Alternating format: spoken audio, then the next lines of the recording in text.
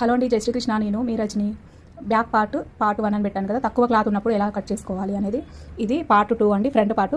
ఒకవేళ వచ్చిన వాళ్ళకైతే ఎక్స్ప్లెయిన్ చేస్తేనే అర్థమవుతుంది. ఒకవేళ మీకు కావాలి ఎట్లా చేశారనేది క్లుప్తంగా కావాలి అంటే కనుక మీరు కామెంట్లో అడిగితే నేను మళ్ళీ ఇంకొక షార్ట్ మంచిగా క్లియర్గా నెక్స్ట్ షార్ట్ వస్తుందండి. ఇదైతే సింపుల్గా చెప్తున్నాను చూడండి. ఇంకా ఇక్కడ నెక్ 2 తీసుకున్నాను, 5.5 పొడవు, ఇక్కడ 2.5 తీసుకున్నాను వెడల్పు. తర్వాత షేప్ తీసేసాను. ఇక్కడ మనము 1/2 ఇంచు తీసుకోవాలి. తీసుకొని ఇక్కడ నుంచి ఇక్కడికి 5 ఇంచులు కదా, ఒక 1/2 ఇంచు ఇటు పక్కకు మార్కింగ్ చేసేసుకొని దీన్ని కలుపుకొని ఇక్కడ మనం 1/2 ఇంచ్ ఎప్పుడైతే తీసుకున్నామో దీన్ని ఇటువైపు లైన్కి కలపాలి. అట్లా అయితే మనకి కుచ్చులు రాకుండా ఉంటుంది. ఇంకా టక్స్ కోసము పైనుంచి 10 ఇంచులకి మార్కింగ్ చేసుకున్నాను. ఇటువైపు నుంచి 4 ఇంచులు, 3.5 ఇంచులు ప్లస్ 1/2 ఇంచు కుట్టు కోసం వెళ్ళిపోతుంది కాబట్టి 4 ఇంచులకి.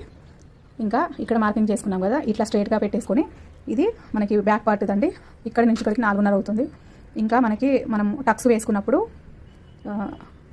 ఇక్కడ చెస్ట్ పార్ట్ ఉంటుంది కాబట్టి ఒక 1/2 ఇంచు కిందికి పెట్టేసుకోవాలి. మొత్తం పొడవు ఇక్కడ నుంచి ఇక్కడికి 5 ఇంచులు ఉండేలా చూసుకొని మార్కింగ్ పెట్టుకోండి. ఆ తర్వాత కింద నుంచి 2 ఇంచులకి స్ట్రైట్గా పెట్టుకోండి. పెద్ద పట్టి లేదు కాబట్టి 2 ఇంచులు సమానంగా పెట్టేసుకొని ఆ తర్వాత మిగతాది ప్లేట్స్ లాగా మనం లైన్ కొట్టుకోవాలి. కుట్టు కూడా సేమ్ ఇలానే వేసుకోవాలి, రెండింటికి కూడాను. ఇలాగా టక్స్ ఎట్లయితే వేసుకుంటామో అలానే కానీ ఇలా వేసుకుంటే మనకు పర్ఫెక్ట్గా పెద్ద పట్టి వేసుకున్న బ్లౌజ్ ఎంత కంఫర్టబుల్గా ఉంటుందో అట్లా ఉంటుందన్నమాట.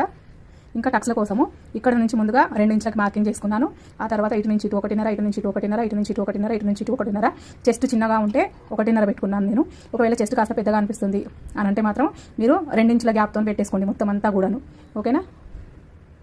36 చెస్ట్ ఏనండి, కానీ మిడిల్ చెస్ట్ వచ్చేసి చిన్నగా ఉంది కాబట్టి 1.5. ఒకవేళ కొంచెం పెద్దగా ఉంటే మీరు 2 పెట్టుకోవాలి ఖచ్చితంగాను, మంచి షేప్ వస్తుంది. ఓకేనా? ఇంకా ఇది ఇక్కడికి బ్యాక్ పార్ట్ అండి. ఇక్కడ నేను 2 ఇంచులు ఎక్స్ట్రా పెట్టేసుకున్నాను. ఎందుకు అంటే మనం ఇక్కడ టక్స్ల కోసము ఎక్కువ క్లాత్ తీసుకుంటున్నాం కదా, ఇది మొత్తం ఇందులోకి వెళ్ళిపోతుంది. మీరు ఇక్కడ ఎక్స్ట్రా క్లాత్ తీసుకున్నట్టయితే కనుక ఇది చాలా సింపుల్ టిప్ చెప్తాను చూడండి.